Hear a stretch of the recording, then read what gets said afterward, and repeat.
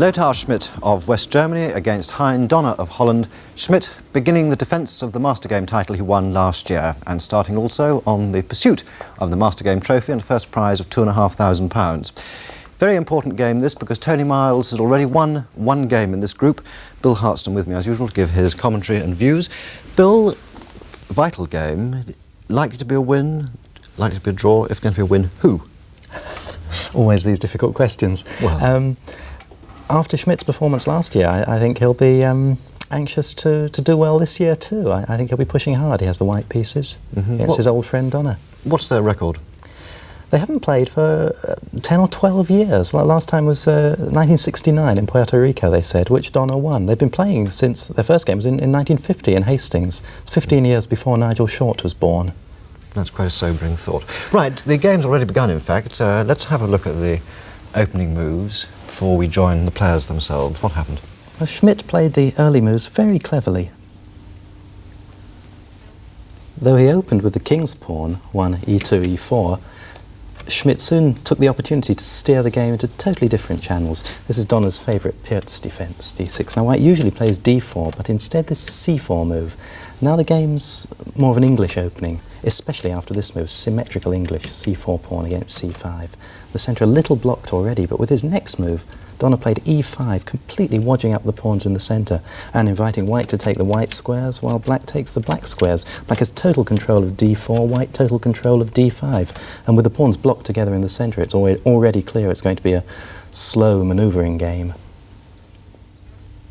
Lothar Schmid was saying the night before this tournament began that he hadn't played chess seriously for so long he hoped he could remember how to move his knights, and during the next few moves it was certainly clear that he could remember how to move them. And we finished up in a very amusing position indeed after move 13, where there'd been an exchange of pawns, with the board absolutely symmetrical. And this is how it is with Lothar Schmid white to play his 14th move.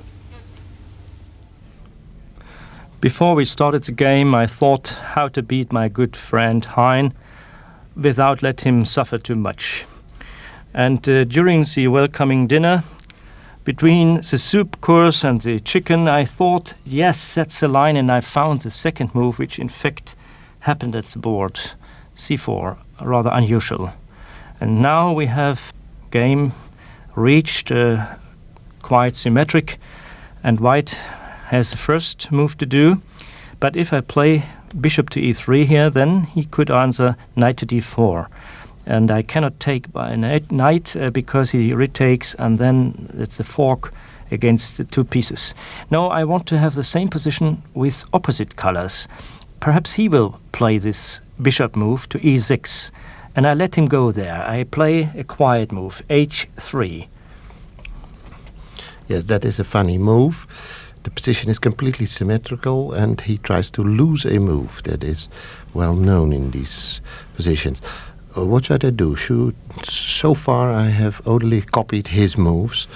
Shall I play h6, or is it time to make an independent move? Well, I'm getting fed up, a little fed up with this. I think I now play my own game. I play the bishop to e6. Yes, that's it. And now knight to d5. It is the same position as I thought before with opposite colors. He cannot take by his knight. Well, it's no longer symmetrical at least. Let me attack the pawn first, queen to d7. My pawn on h3 is attacked. I have to cover it. It's a very typical move. King to h2. And now there are all sorts of things in it. Can he play the bishop to h6, for instance? I am more developed than he is, but I have the trouble I can never take his knight. Or can I? Perhaps if I take his knight and I put the knight at d4, I get the square c3 when he takes it off. He gets the knight c6, but there's no knight for him left to get there. I'll try that one. I'll try to take at d5. Well, I like this move. Perhaps he should have played f5. And now we come to another almost symmetrical position. If I take, of course, e4 takes bishop d5. Knight to d4. Yes, I take, of course, this knight, and what a funny pawn formation in the center now. Well, I take it back, and we have two double pawns opposite each other. It's another type of game than chess. It's Halma or something. Oh, well, who's better? Black knight on e7 or the bishop on c1? I prefer the white position, slightly. I am the first one who gets the open file. Rook to a1. It seems that it was wrongly my judgment was wrong in this position. He's obviously better. His bishop at g2 is stronger than my knight at e7. I can't keep it there at e7. He can change it, bishop g5, and takes it off. I must go to b6. Perhaps then I have a threat to go to a4 and c3. I must do something. Knight to c8. Well, I like this move, but not for him. I mean, this knight comes out of play in the queen's wing. He could come via b6, a4, c3, but the main game might come in the meanwhile the king's wing. Bishop to f4. Although I don't believe in it anymore, I must go on with my plans. Knight to b6. And there is a nasty pin if I play rook to a6. And I'm quite happy with the position, because there might come a double attack on the queen's wing as well as on the king's side. Yes, my position is far inferior. I can hardly move a piece anymore. I must try to get away this bishop f4, and I play bishop e5.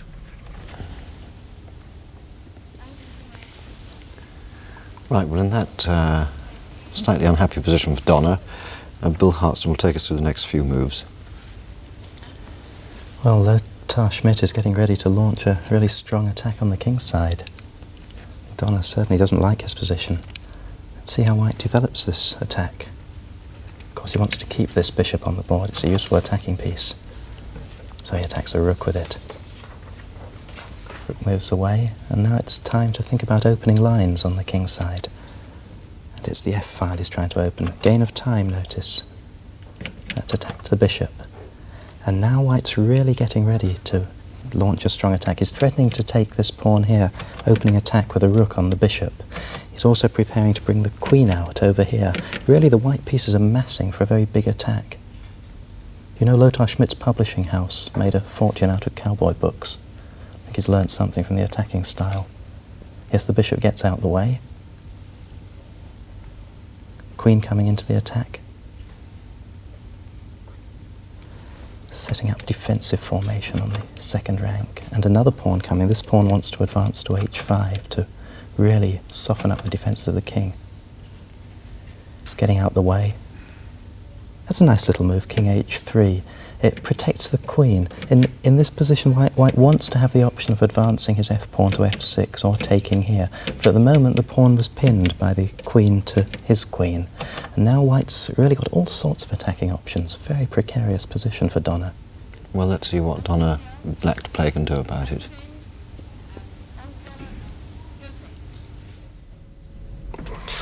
This is really a desperate position. I will be crushed if I don't find anything. Perhaps I have a little joke there. I can play the rook to g8, and I'm threatening to take at f5. Then he has to play f6, and that closes the position. Then I'm no doubt still lost, but the position is very closed, and I have small drawing chances. Rook to g8. What a tricky defense. He threatens now himself to take off my pawn, and then another check on g3, which would be very painful for me. Now I have to close now the position. However, that's in my plan. The queen is protected by her own king, and I can push f6. Now there's the threat of bishop g7 and taking the knight at b6. I must go back immediately.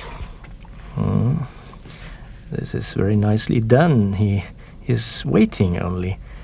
What can I do? Well, my attack seems to be rather strong after bishop to e4. Well, now the position is closed, what I wanted. Let me force the change of queens. I do that with rook c2.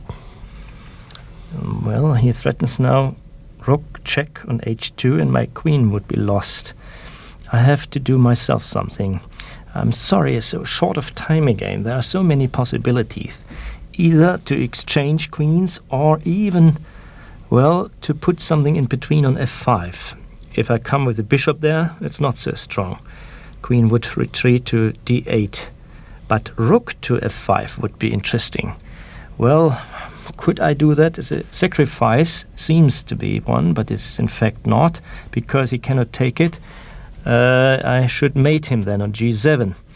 Otherwise, I'm threatening a lot, h5 and so on. And all my pieces come against his king. And there are many variations. Rook to f5, well, he could take on f6 then, and then I could sacrifice a queen. Rook takes f6, rook check on h2, king takes rook, queen takes queen, rook takes f7, and I'm threatening rook takes knight and mate on f8, or even rook a6 to a7 with another mating attack. Well, this would be very nice for white, but he has other better defenses. Maybe he could retreat with his queen to c8, attacking my rook on a6. Well, I could even sacrifice then this rook with h5, and if he takes it, then pawn takes pawn, and if he takes with the pawn, then bishop g7 check, king to g8, rook to h5, and mates him. Well, so many lines. However, I'm not sure whether this is correct or not. I have to play simple. Otherwise, my time will not be enough to look through everything. No, I see a line which is very easy, seems to be easy. I'm not so sure about. Queen takes queen. That's without sacrifices. Now I must take back, of course. Knight takes queen. And now a check on g7. Only one move. And rook to a7. All his pieces seems to be pinned now. I must keep the knight at d7 because it's absolutely necessary to attack the pawn at f6. That binds him. Rook to d8. My problem is now that my pawn of f6, which is so strong, is a little weak as well, because his two minor pieces are attacking this pawn and bind my pieces to cover it, my bishop as well as the rook on f1.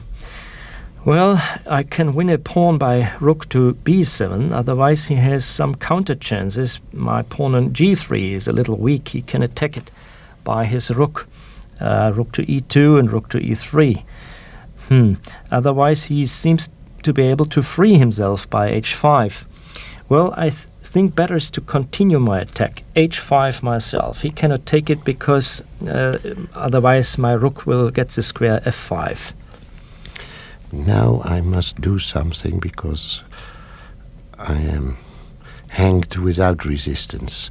The only chance I have is to attack the pawn g3. I play the rook to e2. He's a very good defender, unfortunately. If he would have gone against my pawn b4, rook to b2, for instance, this would be not so good. Now he's threatening rook to e3 and has enough counterplay. And my time is going away, my clock is running, such a pity. Well, there's only one way now to do it quickly. Pawn takes pawn. This pawn can be taken with the f-pawn. He cannot play f7, then it's just he wins the piece back, but it is not. But I prefer to play with the h-pawn. This is another surprise for me.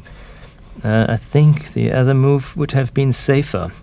I'm not so sure whether I should have had a win. Even now it is most difficult. Still, he has his threat rook to e3, and therefore I cannot come with king to g4 in this moment. Otherwise, I cannot win by rook takes knight, a rook takes, and a rook to h1, because he plays rook to f2, and he would win my pawn on f6 back, and there is no mating threat left. The best is king to h4, in my opinion. I don't see any chances for me to attack the king anymore. I must give the check, because if he comes to g5, I am completely, or if he plays g4 and he comes to g5, I am completely lost. I must give the check first. Rook to h2 check. Yeah. King to g5 would be answered by rook to h5 check. So that's the best move, is king to g4. Have I got anything left? He is in time trouble. I must find a move. Aha, I see something. Rook to h7.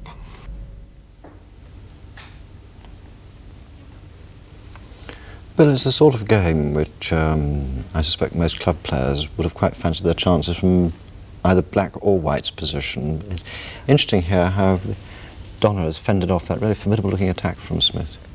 Yes, he's defended it absolutely ingeniously. Really, this rook now on h7 was the only piece he had in play at all. He had to tie white down to the defence of this pawn, which gummed up his bishop and knight. The rook was stuck defending the knight. All of white's pieces looked active, but in fact some of them were really tied to the defence. And now this rook has squeezed its way out via c8, c2, e2, h2, and now to h7, and now he's got the possibility of getting rid of this troublesome bishop. Of course, white was trying to bring his rook to the h-file himself to play rook h8 mate, but Donner's really defended very well. I don't know if his position's okay yet, but it's got more chances than it had earlier.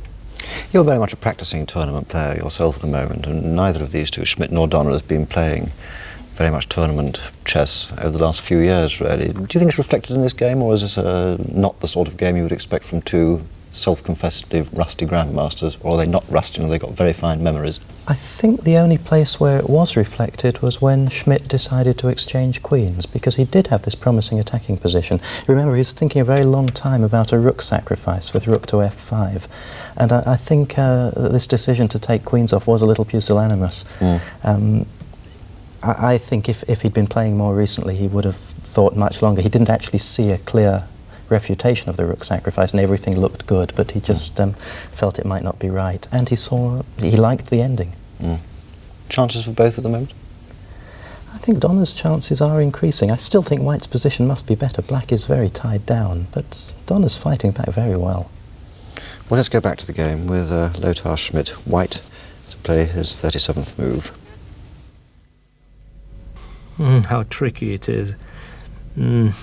I know he wants to sacrifice his rook against the bishop, and then he has another check. I have to move, unfortunately. There's something in, but I do not see a better.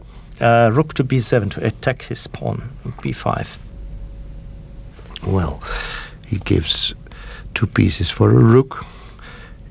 He is very active, but perhaps I can draw this. Rook takes g7. As expected, pawn takes rook. And f7, f5 of check, of course. A fork. Tja, that's it. This fork is not so nice for me. But I get another 2 pawns for my bishop, and at least I shall have 2 rooks against the rook and 2 minor pieces. This gives still chances because his pawns are weaker than mine. Bishop takes pawn. Pawn takes bishop. And now that's the last move before the time control. I have to play very quickly. My flag is hanging, unfortunately. 2 moves are possible. King takes looks promising, but the other line is also not too bad. Rook takes pawn. His pieces are terribly active. I must take the pawn first. Without that, I can't move at all. Bishop takes g7. Now is more time left to think it over, because I have another hour. But what to do with that hour if the position is not clear? I should pin his pieces, not to take on b5. I do not have time enough at that moment. He has suddenly some counterplay with knight to e5 check and attacking my pawn on d3. This is a little unfortunate. I think I should have played king takes pawn better, but now I have it done and I have to prepare myself for the new position. I think the best is to pin the bishop, rook to g5, and which makes free the square f5 for the king. Although I have material advantage, I'm still in a horrible defensive position. But the check is very strong. He can't come to f5 and e6, so I'm chasing away his king. That is good. Knight to e5 check. The only move, but a very good move, unfortunately. Yeah, I have to continue as expected, king to f5. And now this very pleasant check at f8. Suddenly all his pieces are alive again. This I didn't want. Oh, and I cannot even play king to e6. This should be a terrible mistake because of rook check on f6, king to e7, rook to f7 check, and he wins my rook on b7. No, there's only one move. King to e4. That's a fairly staggering counterattack. Yes, it's amazing how active the black pieces have become now. And this extraordinary pawn barrier in the middle of the board, which has been there since the opening, is now causing problems for the white king. Right, now what are the tactical possibilities for white here, and what are the tactical possibilities for black? Well, white, of course, is pinning this bishop on g7. Both the white rooks are very active, and black's got to do something to save the bishop, which is threatened with immediate extinction. For instance, the black knight can come back to f7 just to cut off one of the rooks. Then the other rook's going to come to e8, checking the king. This white king's in a bit of trouble. It's not clear where it hides. Rook, bishop and knight, a very powerful attacking combination. As good as two rooks? Bishop and knight are far better than a rook, and rook, bishop and knight better than two rooks. But Right. white, of course, has an extra pawn too. Well, let's see if that extra pawn turns out to be of vital importance, and go back to the game with Donna black to play. Well, I can't lose this anymore. Perhaps I'm winning. Knight to f7. Again, the only move, but a strong one. My king is not so well placed as it looks. And, oh, what a nice variation is possible. For instance, rook to g6, king to h7, rook to e6, and then a wonderful mate on g5. Knight to g5 mate. Fantastic line. Oh, I have to be very careful suddenly not to lose this ending. And there is only one move left. Rook to f5. I must check him too. That he has to go down. Check. And now not to lose nerves. It's still okay if I play well. King to f3. And the check at e5 again. Yeah. Both is attacked, my king and the pawn on d3. But just this move will be all right. King to e2. And he has no check which will bring me into trouble. Well, now I play. Now I have the chances. Do I play for a win? Yes, I play bishop h6. Looks strong. However, still possibilities. Rook to f6. Oh, that is unpleasant. I had forgotten. I thought I could give the check with the knight, but then he puts the rook in between at e6. No, there's nothing else. I must make a kind of perpetual check web around his king. Bishop to e3. And now at least both kings are misplaced. Both are in a mating attack. It seems to be rather even. Rook takes pawn d6. Rook to f8. Yeah, I should be lost if he could come to f2 and some other checks and the knight to d3, if I should not have myself some mating threats on the last files. So king to d1, it tried to escape via c2 and b3. Yes, now I must be careful not to lose, and I give the perpetual now. Rook to f1 check. Sure. King to c2. And I play a rook to c1 check, and I declare this game a draw because of perpetual check. Ja, ich mache Rück. Ewig Schach.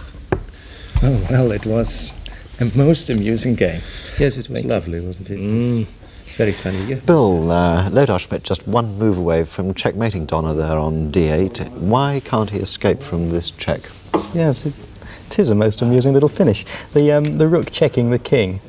The white king always has to avoid this b2 square, because then the black knight would come in, taking the pawn on d3 with check. So the king goes to b3, and now the black rook has another check on c3. King still avoiding b2, must retreat to a2. Another rook check. King back to b1 or a1 makes no difference. Rook to c1 check. And black gives this perpetual check, always checking with a rook on c1, c2 or c3. It's a whole finish in this bottom left-hand corner. And white never gets time for his rook d8 mate. Poor Lothar Schmid, really rather sad. What a nice game, though. Amusing game. Yes, it's a bit reminiscent of the game last year that Lothar won as black against Michael Steen, where all his pieces were tied down by Steen's, and then suddenly they jumped out and won. Lothar this time let Donna jump out, but only a draw. Do you think that in some ways that sort of game is the sort of game that can only be played by people who play more for fun, as these two do, than are desperately serious professional tournament players?